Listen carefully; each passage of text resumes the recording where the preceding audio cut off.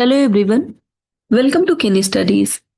आज है 7 जनवरी और आज के करंट अफेयर सेशन में हम जिन टॉपिक्स को कवर करेंगे वो टॉपिक्स हैं एटमॉस्फेरिक पॉल्यूटेंट्स। देन हम देखेंगे हाल ही में चर्चा में रहा वॉइस ओवर वाईफाई टेक्नोलॉजी के बारे में, जिसको रिसेंटली बीएसएनएल ने लॉन्च किया है। देन हम देखेंगे हाल ही में खबरों में रहा आईसीजेस वेसल समुद्र प्रताप के बारे में। इसके साथ ही हम देखेंगे क्लोज क्वार्टर बैटल कार्बाइन के बारे में। देन वंदे भारत स्लीपर ट्रेन जो पहली है वो हाल ही में ऑपरेशनल हुई है, हम इसके बारे में देखेंगे।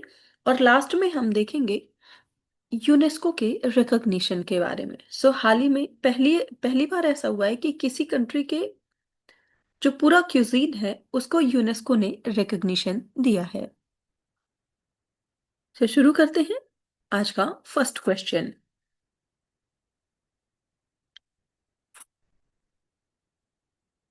With reference to the atmospheric pollutants, consider the following statements. जो वायुमंडलीय प्रदूषक होते हैं उनसे संबंधित कुछ कथन दिए गए हैं जिन पर आपको विचार करना है।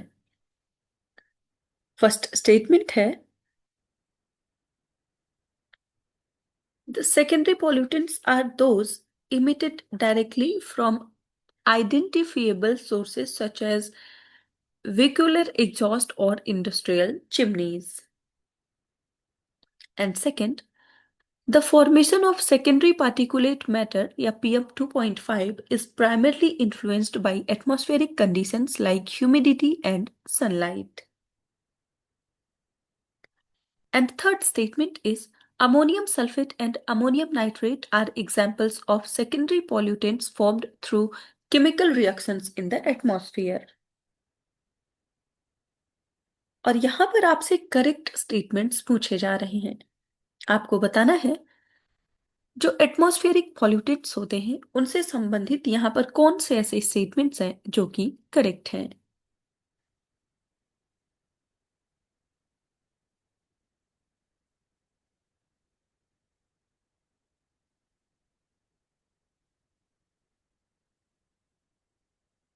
और इस क्वेश्चन में आपका करेक्ट ऑप्शन हो जाएगा ऑप्शन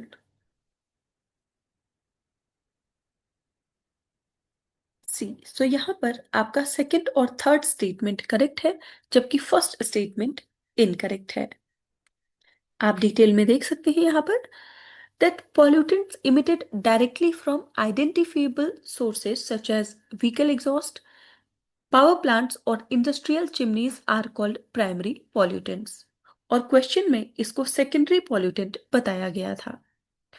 प्राइमरी पॉल्यूटेंट्स के जो एग्जाम्पल हैं वो हैं sulphur dioxide, nitrogen oxide, carbon monoxide and particulate matter emitted at source. इसके साथ ही सेकेंडरी पॉल्यूटेंट्स की बात करें तो these are not emitted directly, they are formed in the atmosphere through physical and chemical transformations involving primary pollutants. इसके साथ ही फॉर्मेशन की बात करें तो the formation of secondary PM 2.5 depends heavily on atmospheric conditions. Sunlight drives photochemical reactions, while humidity influences aquaphase reactions in clouds and aerosols. Temperature, stagnation, and atmospheric residence time further control how efficiently gases are converted into fine particulate matter, making meteorology a critical determinant of secondary pollution episodes. इसके साथ ही ammonium sulphate और ammonium nitrate की बात करें तो आपने देखा कि ये सेकेंडरी इनऑर्गेनिक एरोसोल्स हैं and they form when ammonia reacts with sulfuric acid and nitric acid in the atmosphere. Acids that themselves are generated from sulfur dioxide and nitrogen oxides through oxidation processes. These compounds constitute a major fraction of PM 2.5 in many regions, especially during winter smog events. Atmospheric pollution की बात करें तो this is the presence of undesirable matters in the air in large quantities जो कि बहुत ही harmful होते हैं। सो ये हार्मफुल सिर्फ ह्यूमंस के लिए नहीं होते हैं, ये वेजिटेशंस के लिए भी होते हैं, साथ ही जो अदर लिविंग बींग्स हैं उनके लिए भी ये हार्मफुल होते हैं।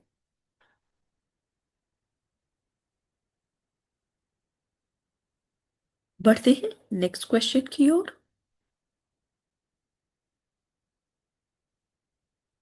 Reference to voice over Wi-Fi technology, consider the following statements. तो हाल ही में चर्चा में रहा जो वॉइस ओवर वाईफाई तकनीकी है उससे संबंधित कुछ कथन दिए गए हैं जिन पर आपको विचार करना है। फर्स्ट स्टेटमेंट है, it requires the installation of a specific third party mobile application to route calls through a Wi-Fi network. And second, the technology uses the IP multimedia subsystem to ensure a seamless handover between Wi-Fi and cellular networks. And third statement is users can only make voice over Wi-Fi calls if they have a specialized satellite linked SIM card. और यहां पर आपसे correct statements पूछे जा रहे हैं। आपको बताना है हाल ही में चर्चा में रहा जो वॉइस ओवर वाईफाई टेक्नोलॉजी है उससे संबंधित यहाँ पर कितने ऐसे स्टेटमेंट्स हैं जो कि करेक्ट हैं।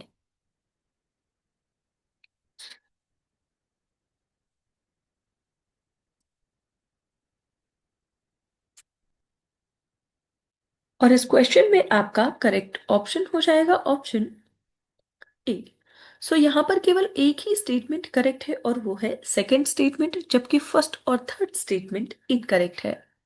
सो फर्स्ट स्टेटमेंट में ये कहा जा रहा है कि यहाँ पर कोई थर्ड पार्टी मोबाइल एप्लीकेशन चाहिए, ऐसा नहीं है। थर्ड स्टेटमेंट में बताया जा रहा है कि कोई specialised satellite linked SIM card चाहिए, तो ऐसा भी नहीं है, जो रेगुलर सिम कार्ड होता है वही इसमें यूज होगा। आप यहाँ डिटेल में देख सकते हैं।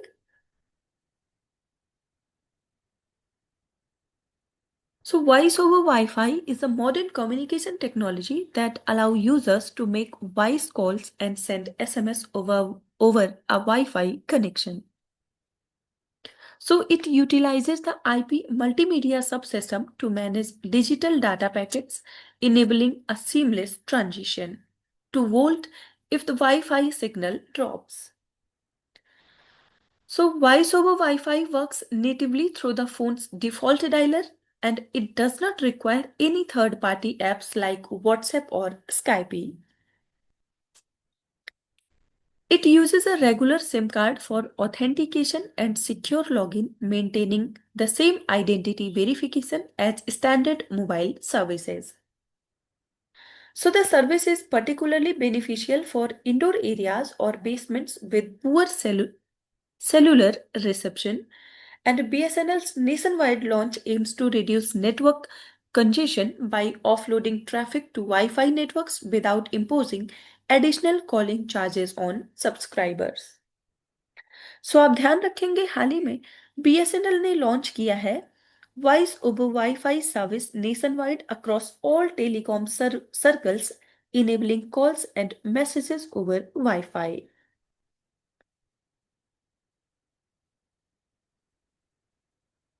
BSNL की बात करें तो इसका पूरा नाम है भारत संचार निगम लिमिटेड और ये एक Indian central public sector undertaking है जो कि ओनरशिप में आती है डिपार्टमेंट ऑफ टेली कम्युनिकेशंस के। इसका हेडक्वार्टर नई दिल्ली में है और इसको स्टैब्लिश किया गया था 2000 में। आप ध्यान रखेंगे वर्तमान समय में BSNL के चेयरमैन हैं श्री ए Robert J Ravi.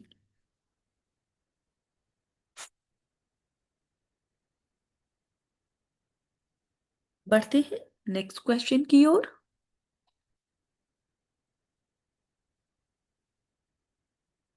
With reference to the Indian Coast Guard vessel Samudra Pratap, consider the following statements. So यहाँ पर जो इंडियन कोस्ट गार्ड का एक पोत है जिसका नाम है समुद्र प्रताप, उससे संबंधित कुछ कथन दिए गए हैं जिन पर आपको विचार करना है। फर्स्ट स्टेटमेंट है, It is the first pollution control vessel to be indigenously designed and built in India. Second, the vessel is equipped with dynamic positioning capability for precise station keeping. And third, it has the primary mandate of conducting deep sea mining exploration in the Indian Ocean. और यहाँ पर आपसे correct statements पूछे जा रहे हैं। आपको बताना है भारतीय तटरक्षक बल का जो पोत है समुद्र प्रताप, उससे संबंधित यहाँ पर कौन से ऐसे स्टेटमेंट्स हैं जो कि करेक्ट हैं।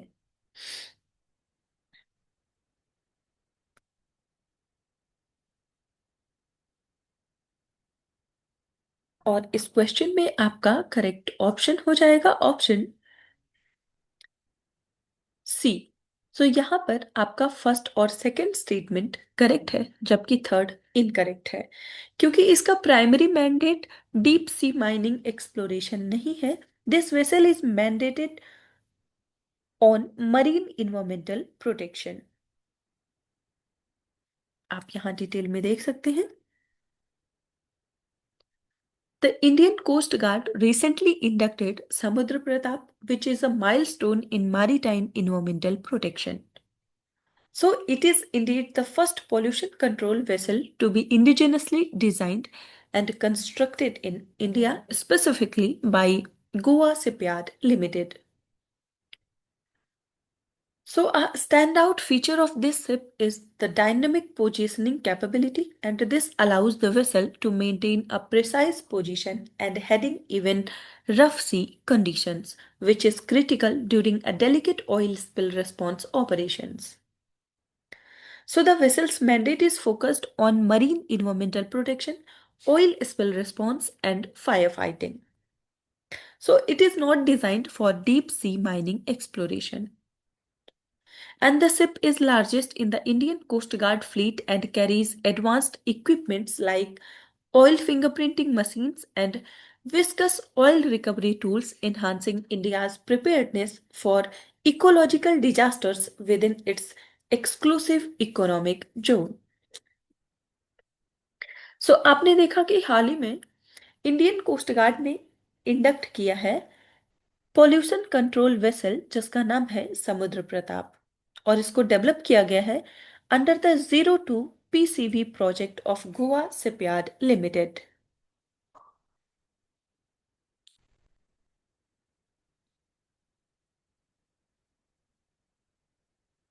बढ़ते हैं नेक्स्ट क्वेश्चन की ओर।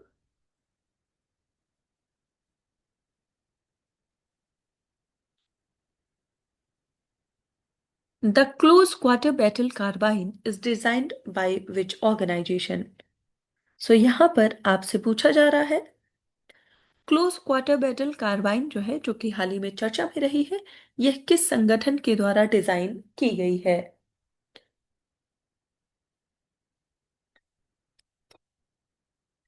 आपके ऑप्शंस हैं Hindustan Aeronautics Limited, Bharat Electronics Limited, Defence Research and Development Organisation DRDO, या फिर Indian Space Research Organisation ISRO.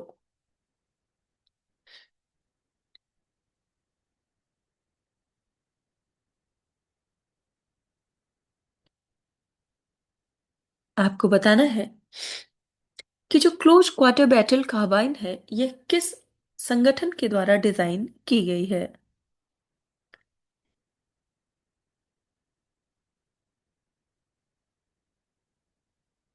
और इस क्वेश्चन में आपका करेक्ट ऑप्शन हो जाएगा ऑप्शन सी। सो इसको डिजाइन किया है डीआरडीओ ने। आप देख सकते हैं। So recently the ministry of defence signed defence contract worth 4,666 crore rupees to strengthen the Indian Army and Indian Navy. So the deal includes close quarter battle carbines for both forces and heavyweight torpedoes for the Indian Navy. सो ये जो carbene है it is a 56 into 45 millimeter compact firearm made under the indigenous design, development and manufacturing. So it is designed by the Defense Research and Development Organization's Armament Research and Development Establishment, Pune. And it is manufactured by Bharat Forge Limited, जो कि एक Pune based Indian multinational company है।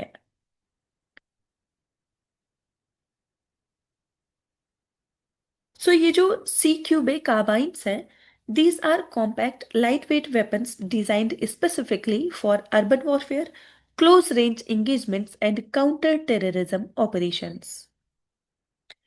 So their reduced size compared to standard rifles offers enhanced maneuverability in confined spaces while maintaining operational effectiveness. और इसका जो wait होगा वो होगा approximately 3.3 kilograms and it has an effective range of 200 meters. So it can fire both NATO standard and INSAS ammunition. सो आप ध्यान रखेंगे, हाल ही में चर्चा में रहा जो क्लोज क्वार्टर बैटल कार्बाइन है, इसको डेवलप किया है डीआरडीओ ने, डिजाइन किया है डीआरडीओ ने।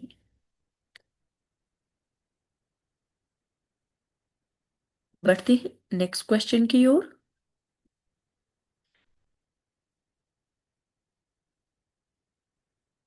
Which route has been selected as the first operational corridor for the Vande Bharat sleeper train? यहां पर आपसे पूछा जा रहा है, वंदे भारत का जो स्लीपर ट्रेन है उसके लिए पहले परिचालन गलियारे के रूप में किस मार्ग का चयन किया गया है? आपके ऑप्शंस हैं गुवाहाटी कोलकाता, दिल्ली मुंबई, चेन्नई बेंगलुरु या फिर पटना न्यू दिल्ली।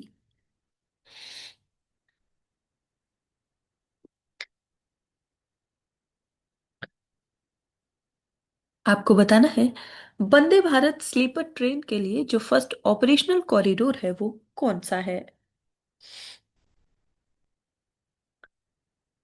और इस क्वेश्चन में आपका करेक्ट ऑप्शन हो जाएगा option A.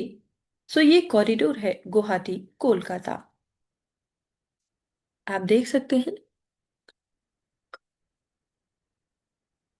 Indian Railways successfully completed trials, testing, and certification of the Vande Bharat sleeper train with the Guwahati Kolkata route selected as its first operational corridor. So, this route has been chosen for the first deployment of the Vande Bharat sleeper train, and the train is designed for long distance journeys exceeding 1000 km with sleeper berths. It achieved a maximum tested speed of 180 km per hour during trials on the Koda Nagda section. So the project is an indigenous development under the Make in India initiative offering an affordable alternative to air travel. So Vande Bharat sleeper trains की बात करें तो ये एक long distance sleeper variant है Vande Bharat express का। And around 12 Vande Bharat sleeper trains are expected to be inducted by the end of the year. So, the successful completion of trials and route selection was announced by the Railway Minister Ashwani Vaishnav.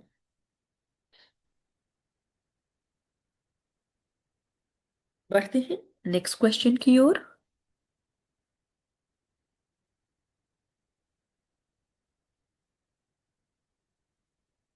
Which country became the first in the world to receive UNESCO recognition for its entire national cuisine?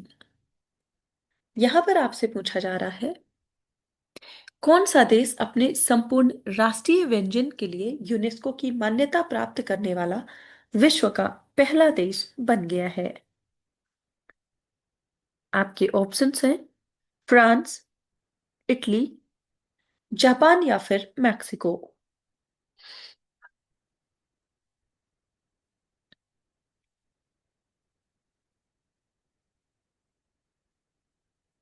और इस question में आपका correct option हो जाएगा option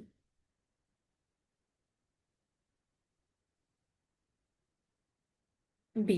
so ये country है Italy. आप देख सकते हैं Italy became the first country globally to receive UNESCO recognition for its entire national cuisine in December 2025. So, Italian cooking was inscribed on UNESCO's list of intangible cultural heritage as a living cultural tradition. So, the recognition acknowledges Italian cuisine's deep links with the culture, identity, and community life. And the announcement was made during UNESCO's Cultural Assembly held in Delhi. The move was strongly backed by the Italian government under Prime Minister Giorgia Meloni. Italy की बात करें तो ये इसको officially Italian Republic के नाम से जाना जाता है and it is a country in southern and western Europe.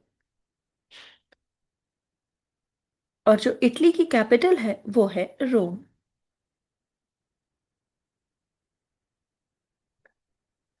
सो आज के करंट अफेयर सेशन में इतना ही। Thank you for watching. Do like share and subscribe.